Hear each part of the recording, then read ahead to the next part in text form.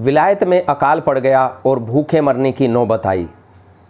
वहाँ पर उस नगर में एक दयालु धनी पुरुष था।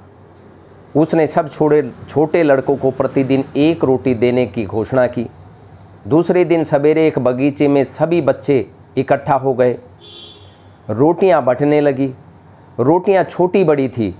हर कोई इस कोशिश में था कि उसे बड़ी रोटी मिल जाए और बड़ी रोटी के जतन में एक दूसरे के आगे वो धक्का मुक्की कर रहे थे।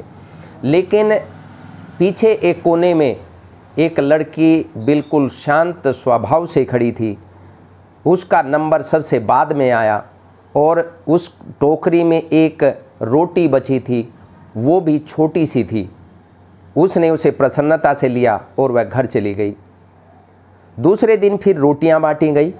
उस बेचारी लड़की को आज भी सबसे छोटी रोटी ही मिली, क्योंकि वो धक्का मुक्की नहीं कर रही थी। लड़की ने जब घर लौटकर रोटी तोड़ी तो रोटी में से सोने की एक मोहर निकली। उसकी माता ने कहा कि मोहर उस धनी को दे आओ। लड़की दौड़ी गई और मोहर उसको दे दी। धनी ने उसे देखकर पूछा, तुम क्यों आई हो? लड़की ने कहा, मेरी रोटी में यह मोहर निकली है सोने की, आटे में गिर गई होगी, देने आई हूँ, तुम अपनी मोहर ले लो। धनी ने कहा, नहीं बेटी, यह तुम्हारे संतोष का पुरस्कार है। धनी लड़की को कह रहे थे, लेकिन लड़की सिर हिलाकर मना कर रही थी। पर मेरे संतोष का फल तो मुझे तभी मिल गया था, मुझे धक्के नहीं खाने पड़े, बल्कि मुझे खाने के लिए रोटी मिलती रही। धनी बहुत प्रसन्न हुआ।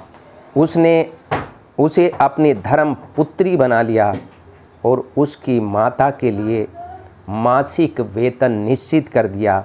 वही लड़की उस धनी की बाद में उत्तराधिकारी बनी। संतोष का फल ये होता है। संतोष हमें बहुत कुछ दे सकता है, और जब संतोष धन आता है, सब धन धूली के बराबर लगते हैं। इसलिए हमेशा बोलते रहिए, जय श्री सीताराम।